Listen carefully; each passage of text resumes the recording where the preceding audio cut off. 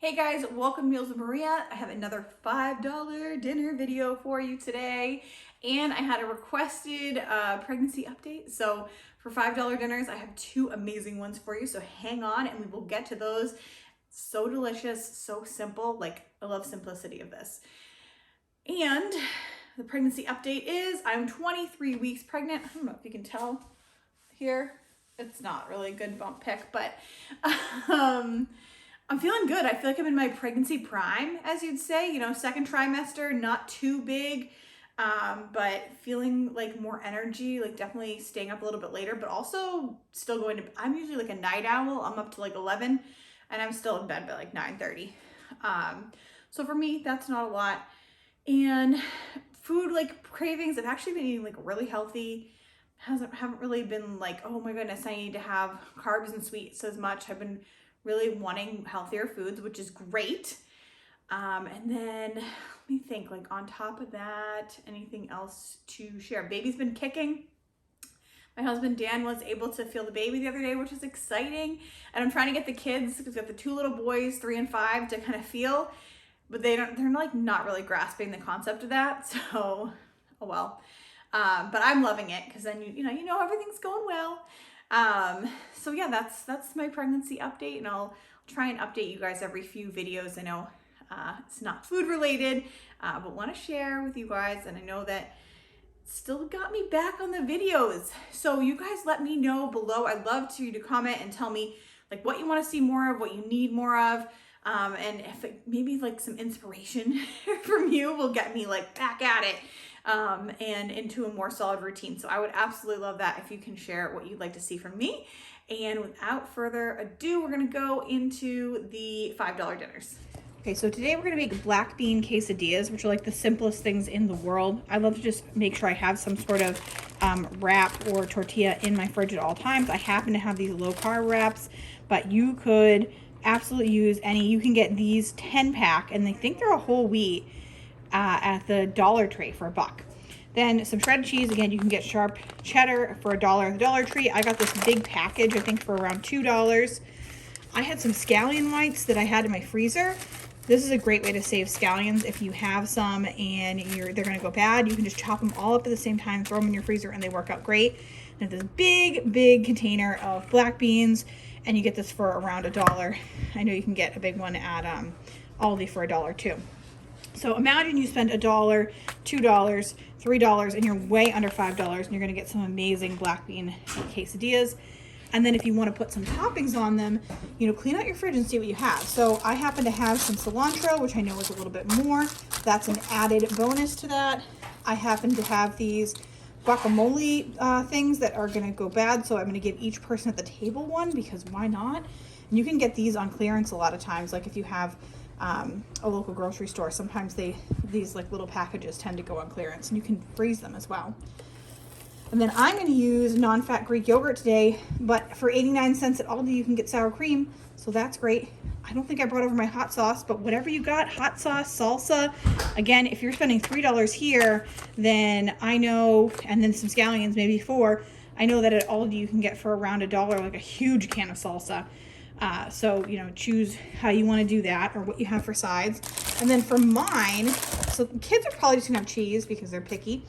And I'll do one for my husband with black beans. And then I happen to have some spinach. If you have frozen spinach, that works too. And I'm just gonna throw that in mine for a little bit of extra veggies. And that is it. So like I said, half this, it can be $3. You can just do black beans and cheddar and this, and you're great. You wanna add some scallions, that's even better. You wanna add some toppings, go for it. I also had a thing, and I'm not going to use them because we've just been kind of sensitive to spice lately in my pregnancy, but pickled jalapenos, you can get those at the Dollar Tree for $1. So you can make these really inexpensive and kind of make them what you want to be for so cheap. So for my quesadillas, I love to use a fat to cook my quesadilla in. So I'm using like even less than a tablespoon of butter, and I think that is just absolutely delicious. But you can 100% use some cooking spray or just regular vegetable oil or margarine, kind of whatever you have. Or if you like to just do like a toasted method, you could actually throw these in the oven and go with no oil, and I don't think they taste as good, but you absolutely don't have to use it. So you can just see that I took my frozen scallion whites, put those in the pan. This is over a medium heat. And then some of the black beans, I rinsed and drained those. And then I'm using taco seasoning. So you can get taco seasoning at the Dollar Tree.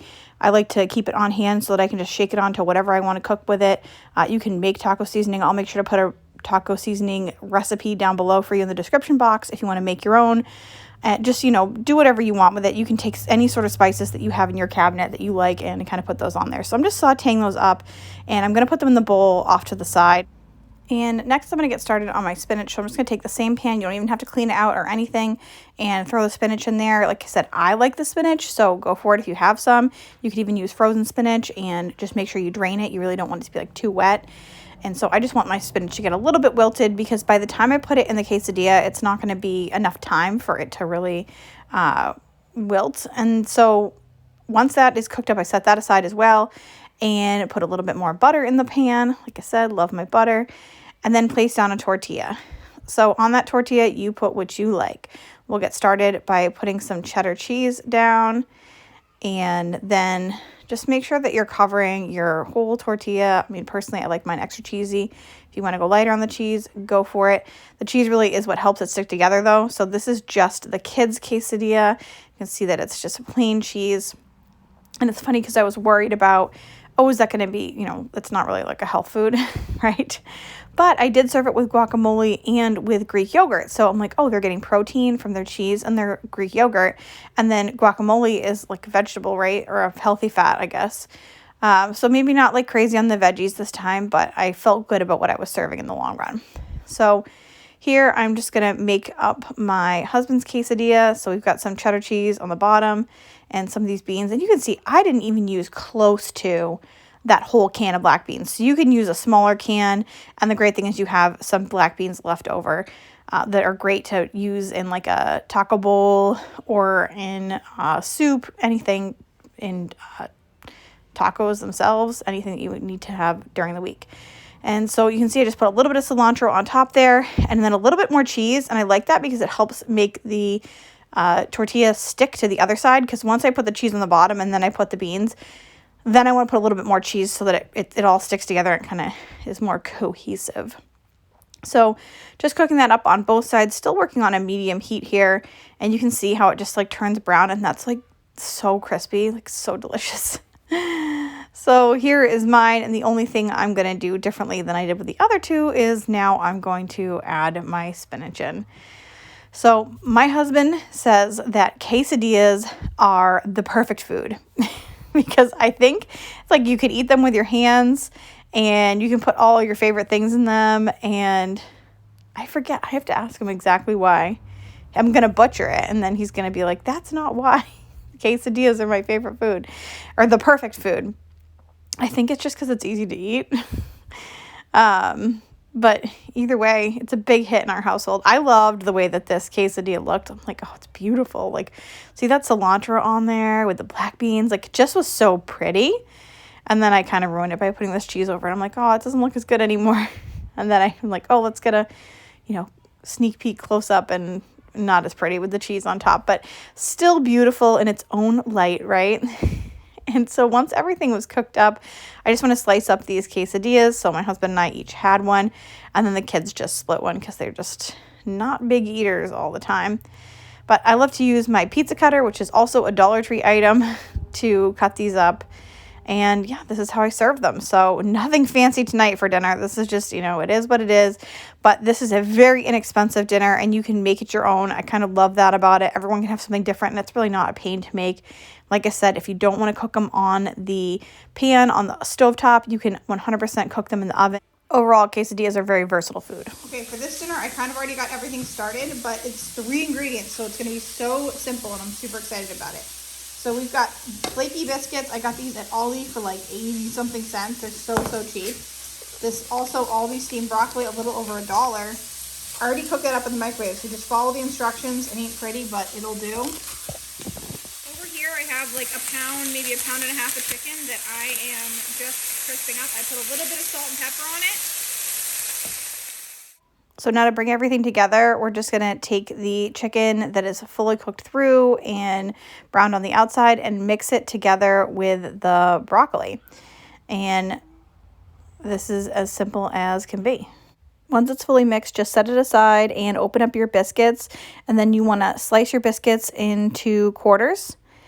And this again is super easy. I just opened them up and broke them into 2 kind of towers and then sliced 4 ways.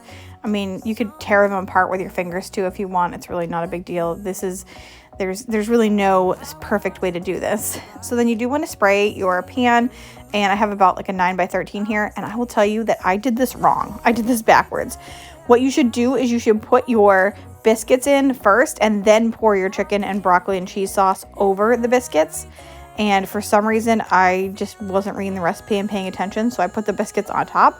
But before I put it in the oven, I did correct this. So I kind of went through and I ended up switching everything around and putting the biscuits on the bottom. So my recommendation is place your biscuits in the bottom of the pan, same way that I'm doing it right now. There's no like fancy way to do this. It's not gonna look beautiful. But just put them in the bottom of the pan and then pour your chicken and broccoli cheese sauce on top of it, and you're going to be even in better shape because you don't have to go back and do it like I did. Although this would probably end up pretty cool. I mean, I didn't want to risk it because I wanted the recipe to be, right and test it out first. But I think it would be more like a pot pie type thing versus like a full like bready casserole. So yeah, this is what everything looks like when it's completely backwards. So imagine it completely upside down, and so much better that way. I just want to bake this at 350 degrees for 25 to 30 minutes. Now I took mine out at 25 minutes and I decided to sprinkle some cheddar cheese on top. So I did add an additional ingredient, and this does add some cost, but threw it in there for 5 more minutes. It was perfectly cooked. So I really recommend the 30-minute mark for the fully cooked casserole. I just want to thank you guys so much for being here with me today. I hope you enjoyed these $5 dinners. If you haven't already, please like this video and subscribe. If you have not, I do videos like this. I do extreme grocery budget challenges and grocery hauls. So make sure to subscribe so you see more, and I'll see you guys all soon.